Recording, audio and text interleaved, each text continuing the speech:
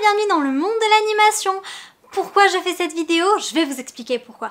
Parce que dans le dernier Kiss Marry Kill que nous avons fait en live, vous avez tué toutes mes Barbies, mais vraiment toutes mes Barbies. Personne n'est resté en vie, oui, je vous assure. Et tout ça pourquoi? Parce que pour la plupart d'entre vous, vous n'aviez pas vu les Barbies.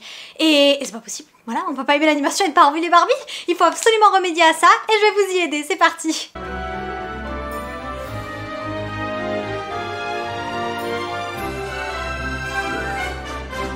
Alors, j'ai fait une sélection de 5 Barbies. C'est vraiment l'objectif de cette vidéo, comme le dit son titre, c'est vraiment en fait de vous conseiller 5 Barbies à voir pour commencer en fait à regarder des films Barbie. Parce qu'il y a énormément de films qui sont sortis et il y en a parmi vous dans le live qui m'ont dit « Oh, j'ai vu telle Barbie, j'ai pas aimé, donc j'ai pas regardé les autres. » Bref. Et je pense, moi je les aime à peu près tous, enfin du moins tous les premiers sortis je les aime parce que j'ai vraiment grandi avec les Barbies. J'ai vu mes premiers Barbies, j'avais 4 ans, donc évidemment voilà, j'ai baigné dedans. Mais pour ceux qui commenceraient les Barbies adultes, voilà, vous voyez, vous avez 30 ans, la trentaine, et vous dites allez, j'ai envie de commencer les Barbies, franchement il y en a, il vaut mieux pas commencer avec parce que ça va pas vous plaire et ça va pas vous donner spécialement envie de regarder les autres Barbies. Donc là j'ai fait une sélection de 5 films, je les ai classés donc de 1 à 5 puisqu'il y en a 5, c'est logique. Et le premier étant celui qui pour moi est le plus à voir, voilà, c'est vraiment le premier que je vous conseillerais. Et puis ensuite, les autres, je les conseille, mais on va dire qu'en 5e position. Voilà, enfin, vous avez compris l'idée. Bref, je vais donc commencer par le 5e jusqu'au premier. Et en tout cas, selon moi, c'est vraiment 5 très bons films Barbie dans tous les cas que je vous recommande de voir si vous aimez l'animation. Donc, en 5e position, j'ai décidé de vous mettre Barbie Casse-Noisette. C'est le tout premier film de Barbie qui est sorti. Franchement, là, pour la période hivernale qui arrive pour Noël, c'est parfait. Si vous voulez commencer pour les fêtes, franchement, je vous recommande Barbie Casse-Noisette à 100%. Surtout si vous aimez le ballet, moi, c'est mon ballet préféré. Voilà. Je suis une très grande fan de Casse-Noisette, donc j'aime beaucoup ce film. Dans Casse-Noisette, nous retrouvons Clara, donc qui fête Noël, et pour Noël, elle a reçu un casse-noisette. Et durant la nuit, son casse-noisette va prendre vie et il va se battre contre le maléfique et malveillant roi des rats. Mais malgré ce combat, cela ne va pas empêcher le roi des rats de maudire Clara, de lui jeter un sort, et Clara, elle va se retrouver réduite à la taille de Casse-Noisette.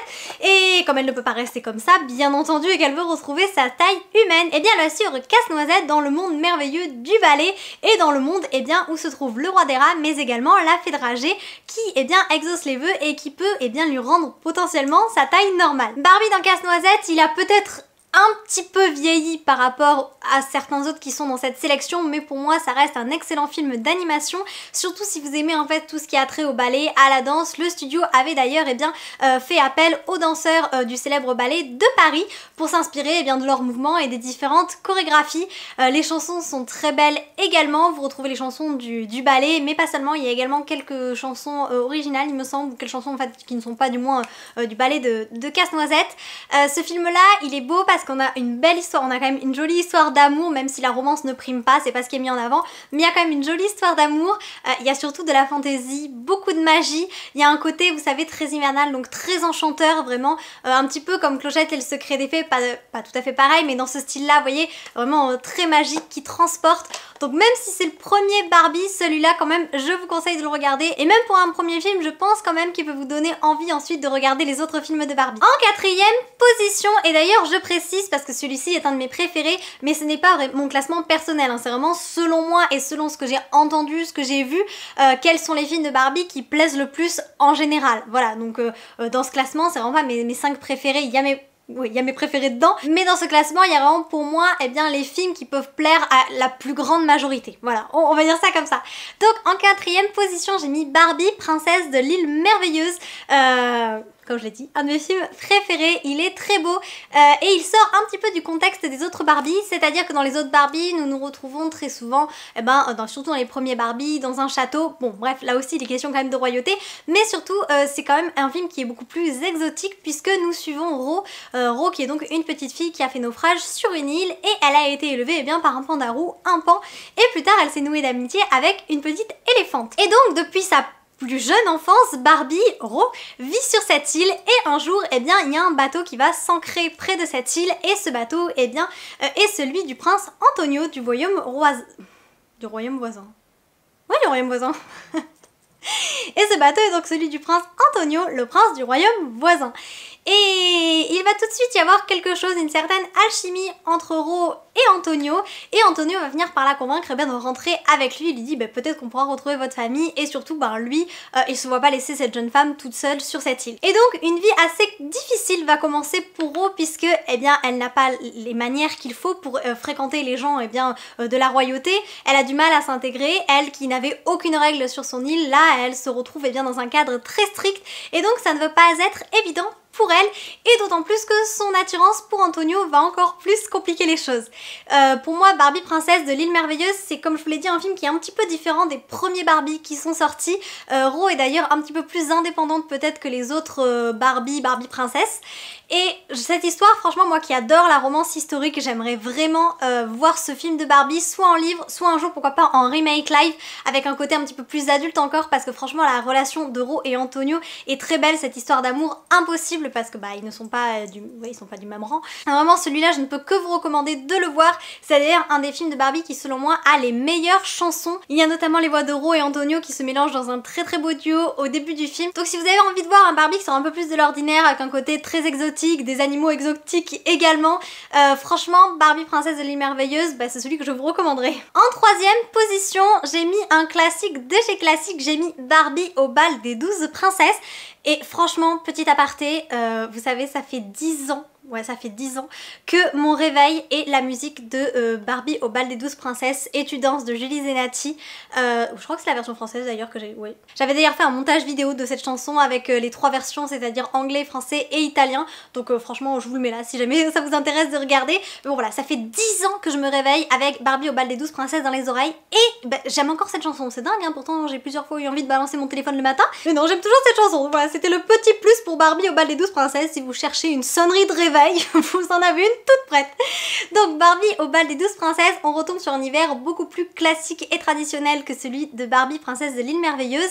Nous suivons donc Geneviève et ses 11 sœurs. Leur maman est décédée et le roi, leur père, leur passe absolument tous leurs caprices. Il adore ses filles, il ferait n'importe quoi pour elles, mais il est parfois un petit peu trop laxiste. Mais pour remédier à cela, il va faire appel à leur tante. Qui pour le coup n'a absolument pas les mêmes principes que le roi et qui va régner en dictature sur le château et sur ses 12 sœurs, donc sur ses 12 princesses. Les 12 princesses vont devoir s'habituer à ce nouveau rythme de vie et vous vous en doutez, elles ne vont pas du tout apprécier le changement. Et grâce à des livres offerts par leur mère, elles vont trouver la solution pour s'évader toutes les nuits et aller dans un royaume magnifique, merveilleux, enchanteur où elles pourront danser en étant loin du palais. Mais vous en doutez, la magie ne va pas être éternelle et les 12 princesses vont devoir faire un choix, rester dans cet endroit mirifique, enchanteur qu'elles aiment tant, ou alors assumer leur rôle et sauver leur royaume et leur père de la tyrannie de leur tante. Heureusement, elles pourront compter sur Derek, le cordonnier, même si c'est plutôt Geneviève qui va pouvoir compter sur lui pour les aider dans cette tâche ardue. Barbie au bal des 12 princesses, je me souviens, moi j'avais le jeu vidéo quand le film est sorti, j'ai joué sur PC. C'est un univers qui est vraiment magique. Encore une fois, si vous aimez le ballet, la danse, c'est vraiment un film que je vous recommanderais à 100%. Il fait vraiment partie pour moi des Barbie. Vous savez, il y a les Disney classiques, là c'est un Barbie classique. C'est un Barbie où on s'attache facilement au personnage, évidemment à Geneviève, mais également à ses sœurs, puis à Derek. Voilà, l'histoire d'amour est légère, mais elle est là malgré tout. Vous avez le droit à de la magie, un peu d'aventure, un petit peu de romance et surtout une très belle histoire d'amour fraternel entre les sœurs qui sont unies et surtout cette relation qu'elles ont qui est exceptionnelle avec leur père. Malgré son manque d'autorité, il a une magnifique relation avec ses filles, donc franchement c'est vraiment le film familial magique à regarder, à regarder si vous voulez commencer les Barbie. En deuxième position, on arrive avec un film que j'adore et que j'ai dû voir 1 milliard de fois peut-être. Il s'agit de Barbie Cheval Magique. Et attendez, je vous montre un truc. J'avais eu le DVD à sa sortie, donc c'était 2005 par là je crois.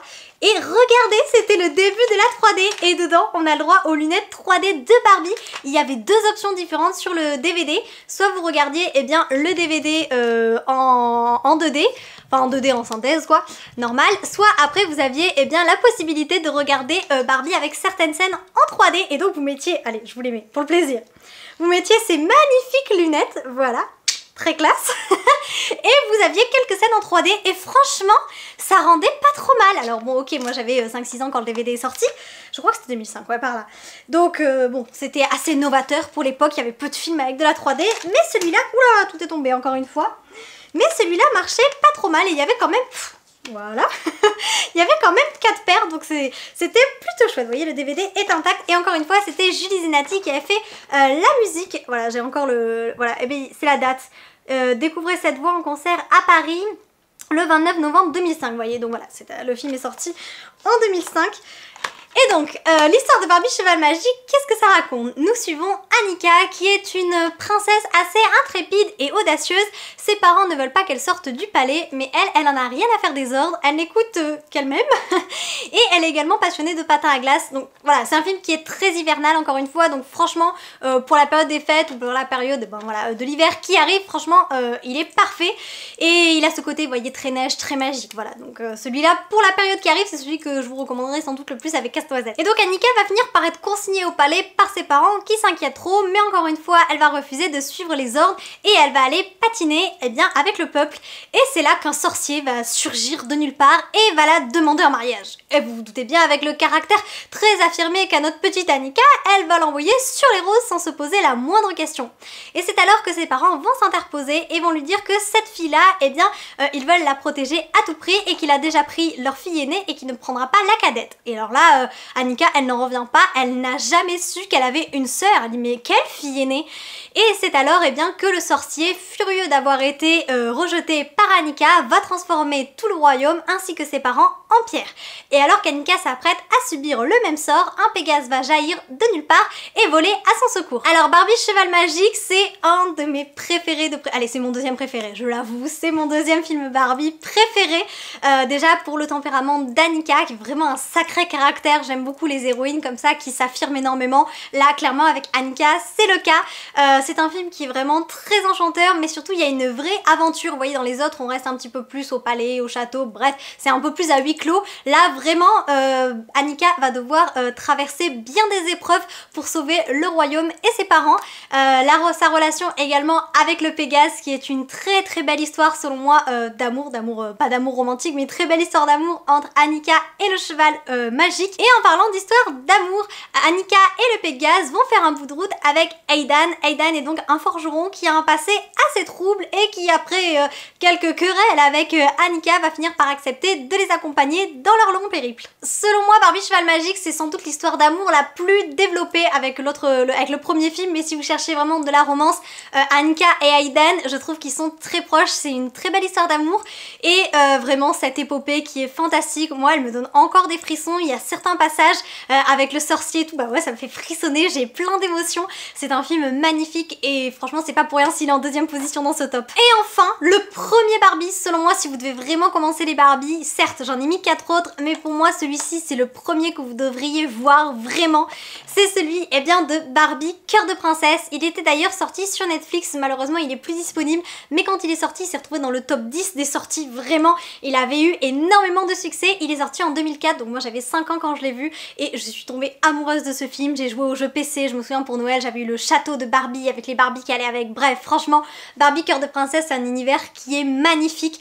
Si vous aimez la romance historique, franchement, c'est le premier film à voir. C'est un film musical avec des chansons absolument magnifiques. Vous ne pouvez pas être passé à côté, c'est sûr, vous avez forcément dû en entendre sur internet, n'importe où. Mais Barbie Cœur de Princesse a vraiment les plus belles chansons de tous les Barbie. Et donc dans Barbie Cœur de Princesse, nous suivons l'histoire de deux jeunes femmes qui se ressemblent énormément mais qui ont des vies bien différentes. Tout d'abord, nous avons Erika qui est couturière et qui trime pour gagner sa vie.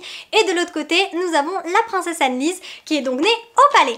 Ces deux jeunes femmes ne se sont jamais rencontrées et pourtant elles sont le sosie l'une de l'autre. Et alors que la princesse Annelise se voit bien contrainte d'épouser le roi du royaume voisin pour sauver son peuple parce que le peuple est en faillite, et avant d'être définitivement enchaînée par les liens du mariage, la princesse Annelise va décider de visiter le royaume en compagnie de son précepteur Julian, pour lequel elle a un petit peu d'attirance quand même, ou un petit peu beaucoup.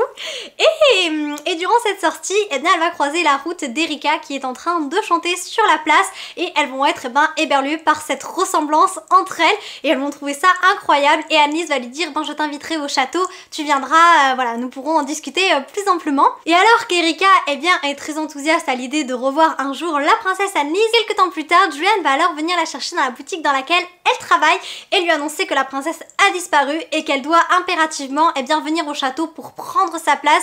Il veut lever le mystère, découvrir ce qu'il est advenu d'Annelise, mais pour ça il a besoin de gagner du temps.